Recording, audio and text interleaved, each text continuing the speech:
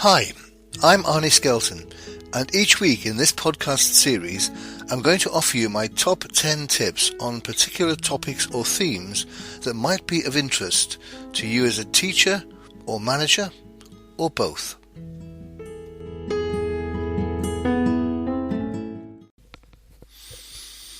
Hi, and welcome to this week's podcast, which is today on creative thinking.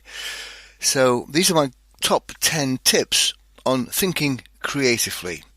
So tip number 1 is that creativity is not the same as invention. Invention is about producing something that's brand new, from scratch, something that's never been there before. Creativity is using what already exists, but differently. It's taking a look around the familiar and doing something unfamiliar, but really positive with it. So there are really very few inventors in the world, but there are a lot of creative people who make something different from what already exists. So that's the first point or tip. Don't think of creativity as being an inventor. Be somebody who makes connections that are different with what already exists in the world. Tip number 2. And this is really about the principle that underpins all creativity. It's taking a fresh look at the familiar.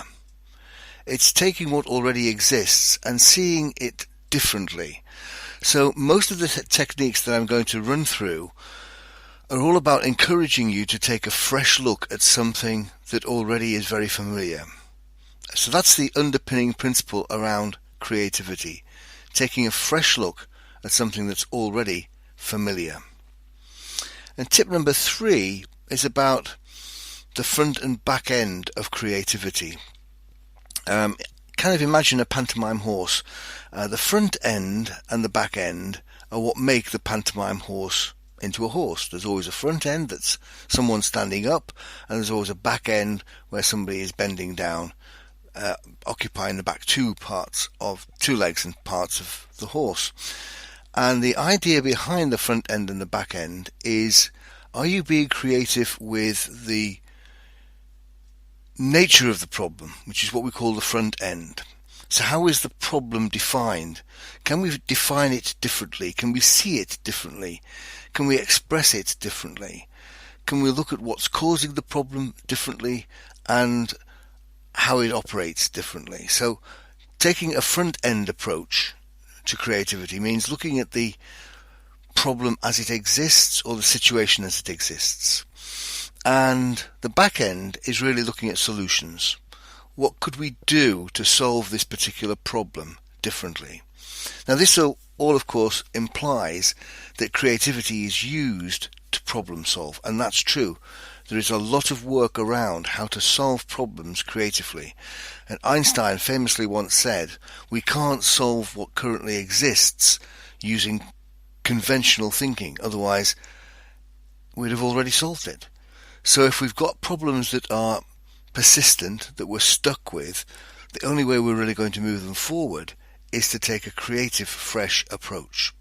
So, tip number 3 is consider the front end and back end of any problem and apply creativity to it. The front end being what's the nature of the problem, and the back end being how do we solve it. And tip number 4, and this is the first of the creative thinking techniques, and probably my favourite, and it's simply reversal. Take a current situation and reverse it. Just swap from good to bad, from tall to short, from old to new, from outdoor to indoor, from indoor to outdoor. It's just taking what exists and seeing if you can find a reverse of it that might work better. 2 little stories. The first one is about Formula 1 car racing. Apparently Chapman, who was the boss of Lotus, was flying out of Rio de Janeiro, and the problem that Formula 1 was facing at the time was that the cars were getting too fast to stay grounded on the circuit. They were starting to lift off because they were travelling too fast. If anybody's ever had scale X tricks, you know the problem. If you go around a corner too fast, it will just lift off. So he was musing on that problem in a kind of casual way, wondering what could be done. And as he was sitting in a window seat, he noticed that the flaps on the wings were used to give the plane lift. And he thought, well, I wonder if the reverse of that would be true. If we could put something on the back of a car to, like an airplane wing flap, to reverse it so that instead of giving lift, it gave greater grip onto the track. I wonder if that would work. And that's why all Formula One cars have these ailerons on the back of their car, to help keep the car travelling very fast, glued to the track. Now, Lotus cars won the World Championship for, I think, 2 of the next 3 years, because that gave them a real competitive advantage, simply because he reversed the idea of what gives an aeroplane lift could give a Formula One car grip. And the other, perhaps more familiar story is that in modern day soccer, we used to have a minute's silence for somebody's passing, just as a mark of respect. But it was easy for someone to spoil that minute's silence. The hooligan element could easily have a field day, making a noise as everybody else tried to be quiet. So we've reversed that, and instead of going for silence, we've gone for applause. So these days we have a minute's applause. It's much more difficult to wreck because everybody's applauding, and of course applause is a sign of recognition. So a simple reversal from silence to applause works really well. So that's tip number 4, reversal. Tip number 5 is another creative thinking technique called association. And what you simply do is take a random object. It's useful to just close your eyes, turn your head around and open them, and whatever your eye alights on, that's your random object. And then you identify as many features and insights about that object as you can in, let's say, a minute. So you might be looking at, let's say, a wristwatch, and you think, okay, let's have a look at some of the features of a wristwatch, and you start to list things like its shape, its size, what materials it's made of, what its function is, what its colour is, how much it might weigh, how old you think the watch is, what the component parts are that you're looking at, what the different relationships are of those particular functions or components, and so on. Just brainstorm a list of attributes or characteristics or elements that you associate with that object. Then, having gathered your list, you look at the problem that you're perhaps trying to solve. Remember the front end and the back end. And you take that list of characteristics and see how, looking at the problem from that particular characteristic, it might solve or help you solve the problem. So if you were looking at a wristwatch and you identified a strap, how does the word strap help you identify and understand the problem better, and how does the word strap help you come up with a solution? So these are really quite strange ways of looking at problems, but that's the whole point, because you're looking at a problem fresh. You would never think of a problem using the word strap, for instance, or circular, or Rolex, or gold, or stretch, or expensive. All of these are words characteristic of the object, in this case a watch, that you're now applying in a fresh way to an existing problem. I've got a good example of this. Well, 2 examples. I was asked to demonstrate this particular technique, and somebody said, do it with the chair you're sitting on. And the chair had a connection between the backrest and the seat, which was a bit like a concertina. I think you'll know what I mean, like a typist chair. It had a concertina shape as its strut that held the back cushion to the seat. And when I turned the chair on its side, it reminded me, and this shows how old I am, and I'm going back a long way, of a tape rack. So I used to have a tape rack that used to slot each tape into its particular housing. And that made me think, I wonder if I could record some of the training I was doing. And as a consequence of that, I actually made some CDs of my most popular training courses and sold them as effective extras. and made some money from it. So that was a way in which I had a creative idea for an existing problem, simply because I was trying this creative technique. And I was doing this with a course once, and we used the idea of a historical figure. Instead of an object, you can do that. You can use a historical figure. Think of a historical figure, and then all the words you associate with that historical figure and their time. So the historical figure that was chosen by one of the group was Elizabeth I, Queen Elizabeth I. And one of the words that somebody threw out was Queen. And attending that course was somebody from a London museum, and they were struggling to provide any kind of visitor experience because it cost money. But they thought that Queen, when they saw the word Queen, they thought of the rock group Queen, and they thought of music. And as a result of that, I was told 3 months later that they'd installed a sort of sound commentary that as visitors walked through the room, music was playing, and a voice narrative came on explaining the function of that room. So they couldn't afford guides, but they could afford a soundtrack that turned on and off as each visitor went through the appropriate room. So again, a very nice solution coming out of a creative contribution. And tip number 6, another technique, is combinations. Sometimes a creative solution can be found by combining two things that already exist in a fresh, unique way. And again, I have 2 examples of that. Apparently, in America, at the Waldorf Hotel, quite often VIPs stay there, and a VIP phoned down to the kitchen through the middle of the night, 3 a.m., something like that, and asked for a salad to be brought to the room as part of room service. But the day's fresh delivery hadn't yet arrived, and the chef on duty only had bits and pieces. And he thought, well, what am I going to do? I can't let this guest down, but I don't really have anything except some lettuce and some celery and some nuts and some, well, walnuts in particular, and some apple and some grapes.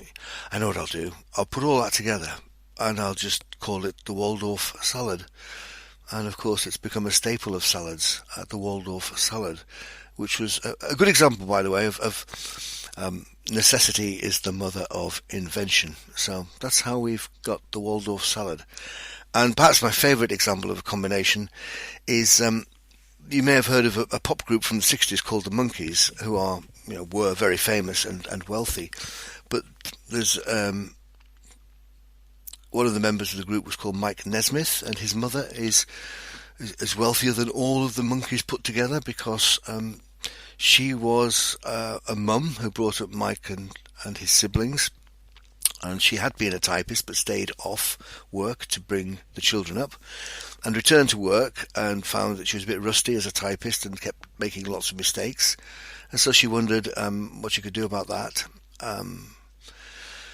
She was quite frustrated. She was doing some decorating in the house at the time, and she saw some white emulsion paint and thought, I wonder if I can paint my mistakes out. So she got a small brush and tried painting onto the paper, letting it dry overnight. But the weight of the hammer of the old-fashioned typewriter was too strong, and it went straight through the paint.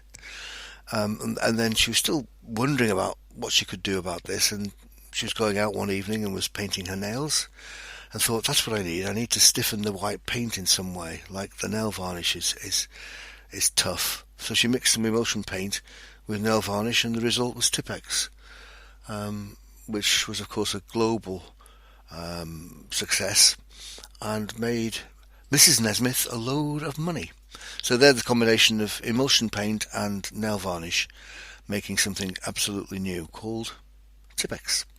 And then perhaps a more mundane example then was Waldorf salad, and the quite wonderful combination was Tipp-Ex.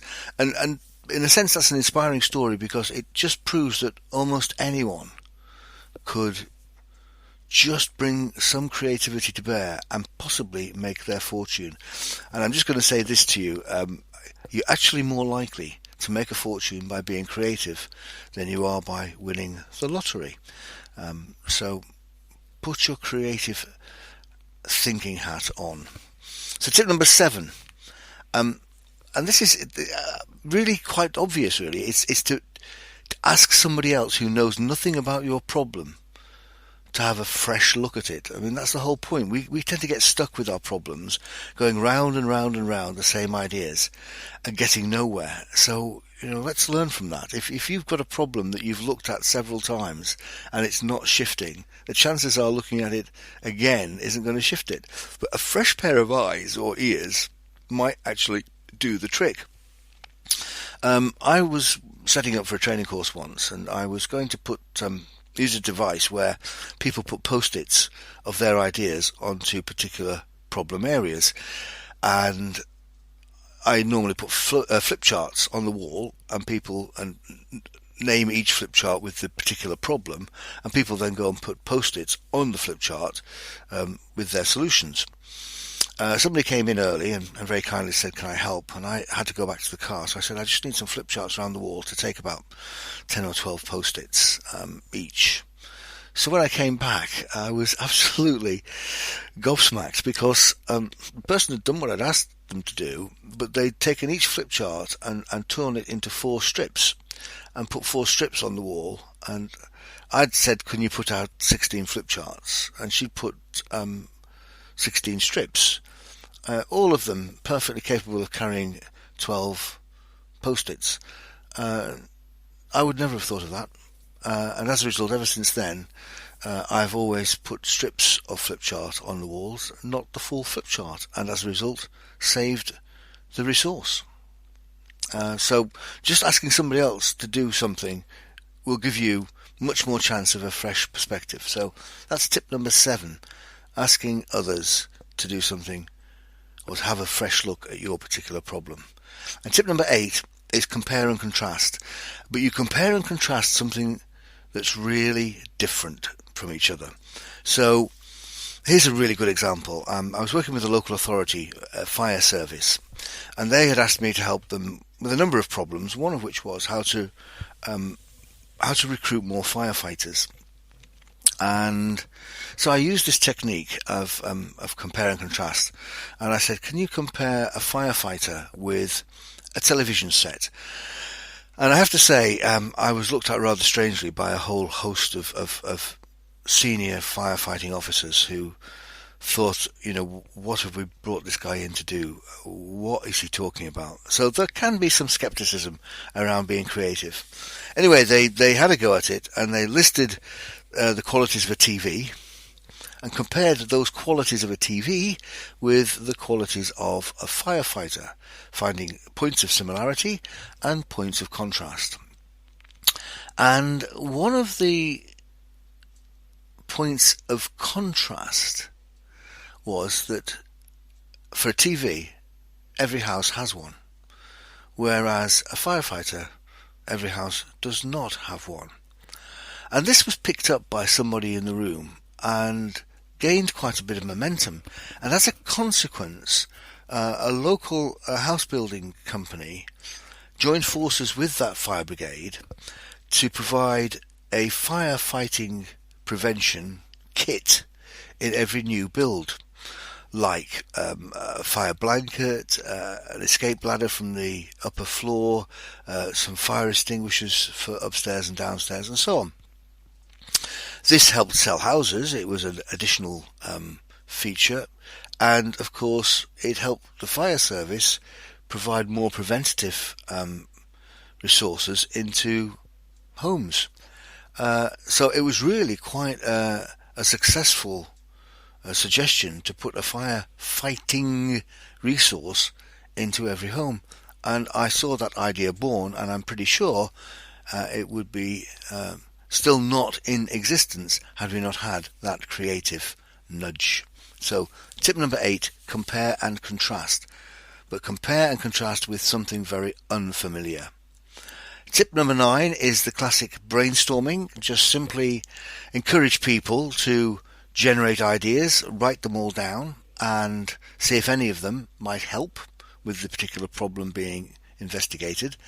Just a tip about brainstorming. Separate idea generation from idea evaluation.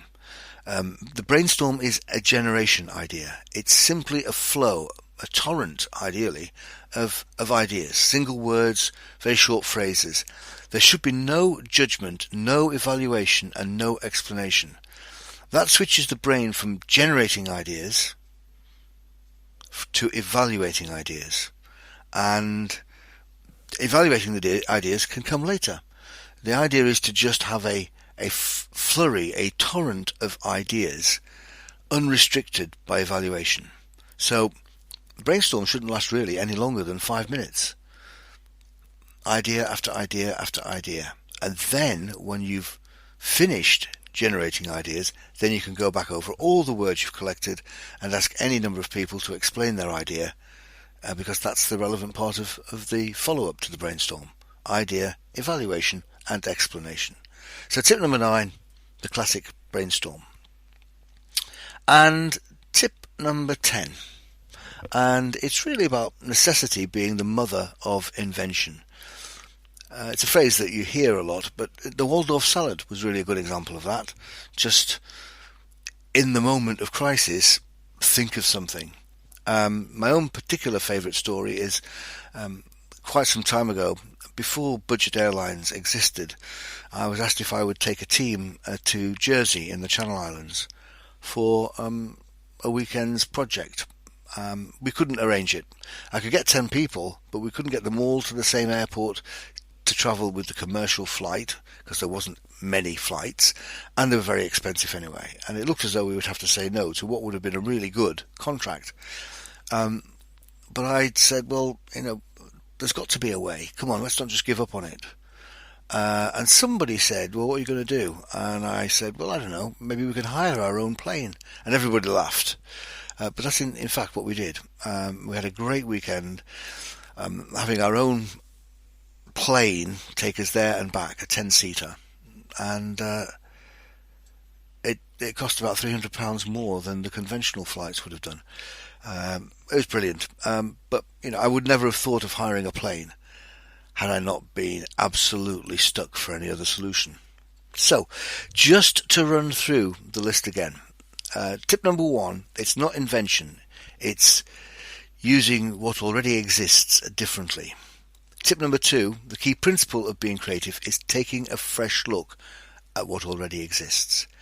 Tip number 3 is think about addressing in problem-solving terms the front end of the problem, what's the nature of the problem, and the back end of the problem, which is what's a useful solution.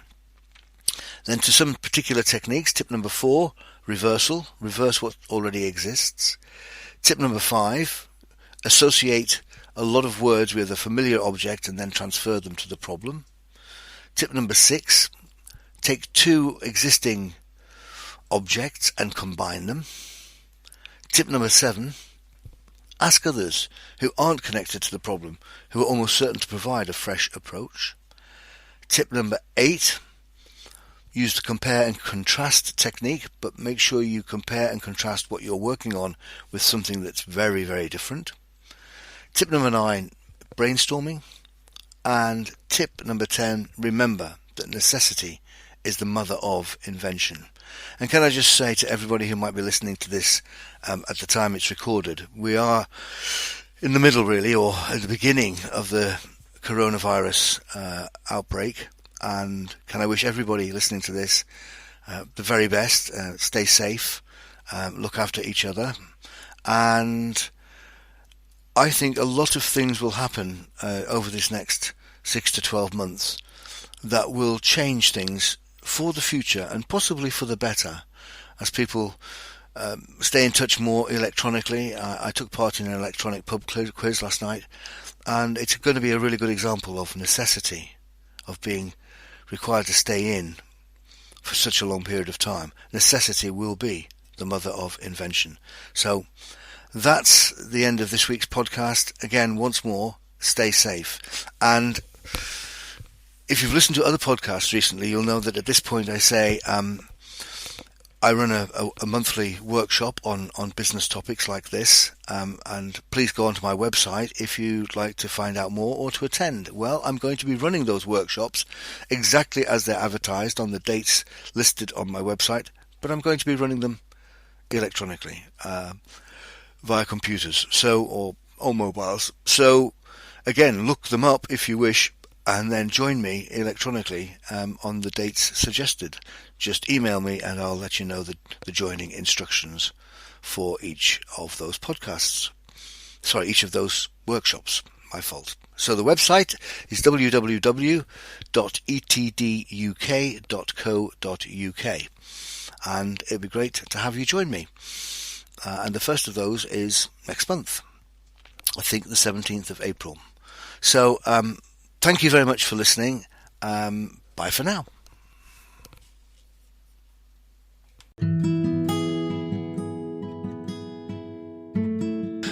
Thank you for listening. If you've enjoyed this podcast, make sure you subscribe.